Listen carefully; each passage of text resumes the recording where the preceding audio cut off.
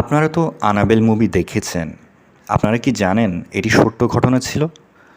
১৯৭০ সালে ডোনা নামের একজন নার্স তার মায়ের কাছ থেকে এই পুতুলটি উপহার পান।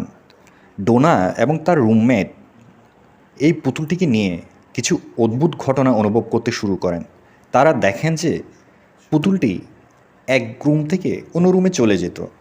তারা পুতুলের কাছ থেকে কিছু ছোট ছোট নোট পেত যেখানে লেখা ছিল হেল্প মি প্লিজ।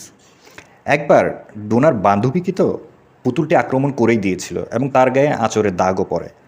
পরে ডোনা এবং তার বান্ধবী পুতুলটিকে তদন্ত করার জন্য এড এবং লোরেনের কাছে পাঠান, যারা ছিল প্যারানরমাল ইনভেস্টিগেটর। তারা জানতে পারেন যে পুতুলটিতে একটি খারাপ আত্মা আছে। বর্তমানে আনাবেল পুতুলটি ওয়ারেনদের একটি জাদুঘরে সংরক্ষিত আছে। তো এই ঘটনাটা যদি সত্যি হয়ে থাকে, আমি এক্স্যাক্টলি জানি না এটা সত্য কিনা। যদি সত্যি হয়ে থাকে তাহলে কমেন্ট বক্সে জানান।